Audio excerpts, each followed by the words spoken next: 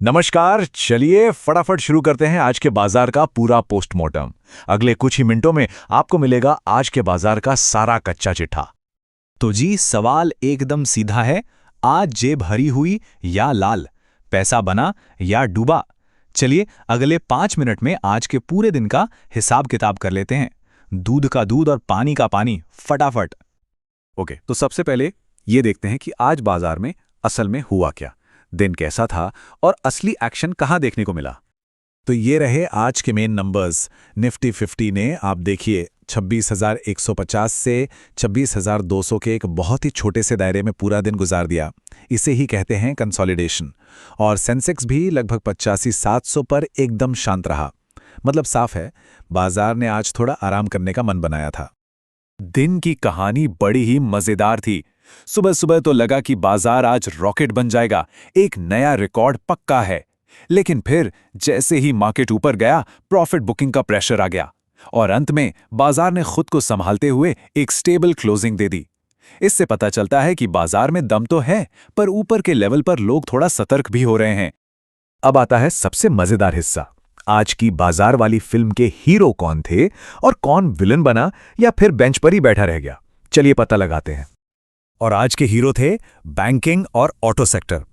RBI ने जैसे ही rate cut का ऐलान किया, बैंकिंग स्टॉक्स में तो फुल ऑन पार्टी मोड चालू हो गया और इनका साथ दिया ऑटो सेक्टर ने। ब्याज दरें कम हुई तो इनकी भी गाड़ी दौड़ पड़ी। सही मायने में इन दोनों ने ही आज मार्केट को संभाला। अब बात करते हैं उन खिलाड़ियों की जो आज थोड़ा ठंडे पड़े रहे। आईटी सेक्टर आज क्लास के बैक बेंचर की तरह एकदम कोने में चुपचाप खड़ा था। रुपया स्थिर था, इसलिए कोई खास हलचल नहीं हुई। और हाँ, मिड कैप स्मॉल कैप में भी रौनक थोड़ी कम थी। ऐसा लगता है कि बड़े निवेशक अभी बड़े और मजबूत स्टॉक्स पर ही दाव लगा रहे हैं। तो इस पूरी उठापटक से बाजार के मूड के बारे में क्या पता चलता है?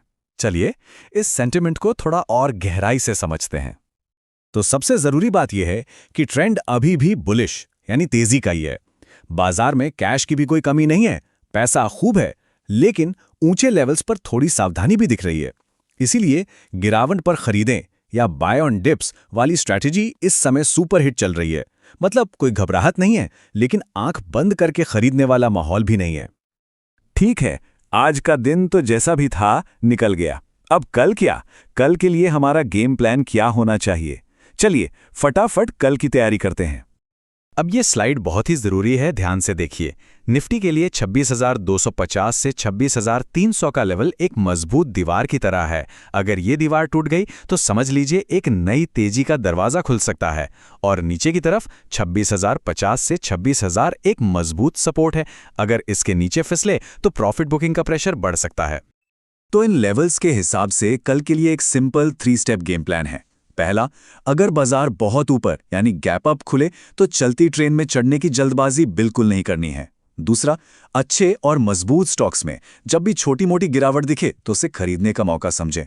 और तीसरा, इस तरह के मार्केट में इंट्राडे ट्रेड से बेहतर है पोजिशनल ट्रेड लेना, मतलब कुछ दिनों की होल्डिंग वाले ट्रेड, ताकि मार्केट को सांस लेने का पूरा मौका मिले। आगे बढ़ने से पहले एक बहुत जरूरी बात, ये कोई निवेश की सलाह नहीं है, ये सिर्फ विश्लेषण पर आधारित जानकारी है। कोई भी फैसला लेने से पहले अपनी रिसर्च जरूर करें। तो कल के लिए ये 5 स्टॉक्स हमारे रडार पर हो सकते हैं। एचडीएफसी और आईसीआईसीआई बैंक रेट कट के सीधे सीधे फायदे में हैं। टाटा मोटर्स ऑटो सेक्टर की रिकवरी को लीड कर रहा है। एल&टी इंफ्रास्ट्रक्चर पर हो रहे खर्च का एक मजबूत खिलाड़ी है। और इन्फोसिस, जो कुछ समय से शांत है, उसमें एक बाउंस बैक की संभावना बन सकती है। और अब इस पूरे विश्लेषण का सार, वो स्मार्ट इन्वेस्टर वाली बात जो हमेशा याद रखनी चाहिए। देखिए, ये 4 बातें गांठ बांध लीजिए। पहली, बाजार कंट्रोल्ड तेजी में है, मतलब जोश में होश नहीं खोना है। दूसरी बात, ओवर कॉन्फिडेंस से एकदम दूर रहना है। तीसरी, और यह सबसे जरूरी है, दिमाग में बिठा लीजिए, हर ट्रेड में स्टॉप लॉस लगाना कोई ऑप्शन नहीं है, यह नियम है, गोल्डन रूल। और चौथी बात, डाइवर्सिफिकेशन ही आपका सबसे तगड़ा बॉडीगार्ड है। तो बाजार तो कल के लिए एकदम तैयार है। सवाल बस एक है, क्या आपका स्टॉप लॉस तैयार है?